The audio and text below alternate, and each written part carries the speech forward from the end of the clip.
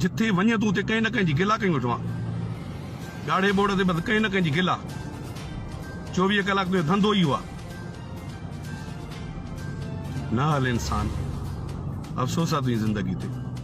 हाणे सदरो केरु आहे, मुनर केरु आहे, ही सभु मुंहिंजा पंहिंजा आहिनि। मुनर मुंहिंजो बच्चो आहे, मुंहिंजो भाटियो आहे।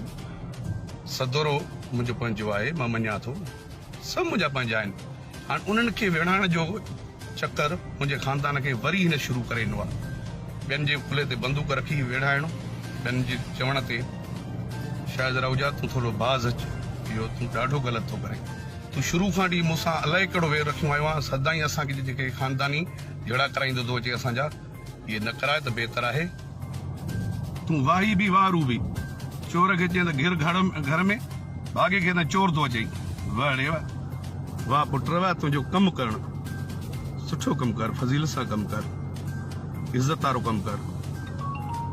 असांजा रिश्ता तो केतिरा मूंखां परे करे छॾिया आहिनि। शाहिनो साहब मुंहिंजो भलनि भाइरनि खां भाउ हूंदो, सगनि भाइरनि जीअं।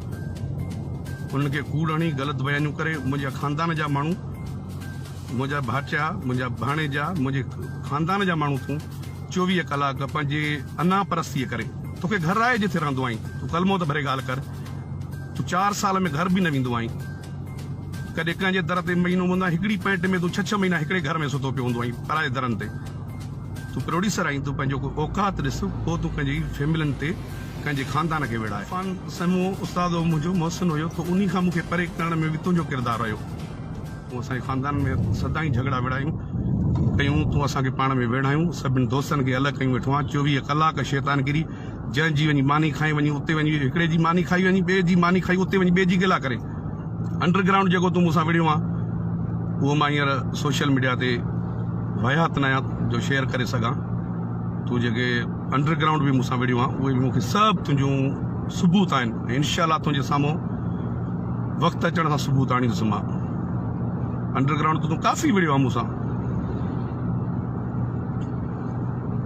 कुझु थोरी पंहिंजी तबियत खे चेंज कर। माण्हुनि खे चए थो त मूंखे मुमताज़ मोलाई गारियूं ॼारायूं आहिनि। अड़े मुमताज़ मोलाई तो जहिड़े घटिया इंसान लाइ सोचे बि टाइम ई कोन्हे जो मुमताज़ मोलाई तुंहिंजे लाइ सोचे वेही।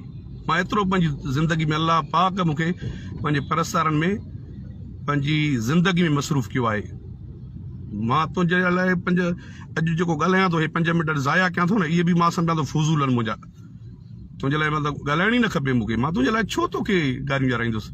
तूं हा एतिरो वॾो मोतबर हुजे, काबू मां हुजां, तो वांगुरु चोर खान तोखे गारियूं ॼारायां, तो वांगुरु पोयां विढ़ा तोखे गारियूं ॼारायां। मूंखां तूं ॾाढो आहीं या कहिड़े क़िस्म में ॾाढो आहीं? अड़े मां फ़क़ीर माण्हू आहियां, मां हर माण्हू खे नियत ईंदी आहे। अॼु जो ताईं 15 साल आहे मां पंहिंजी ज़िंदगी सां जंग खेॾंदो आहियो आहियां, इन मुखालफ़नि सां विढ़ंदो आहियो आहियां। ॿुधाए, हर माण्हू सां मोन नथो, पंहिंजी मुड़सी सां, पंहिंजी दिलेरी सां। मुंहिंजी इन हक़ीक़त कंहिंखे बुरी लॻी हुजे त वरी बि मुआज़रत कंदुसि, पंहिंजे चाहींदड़ खां मुआज़रत कंदुसि।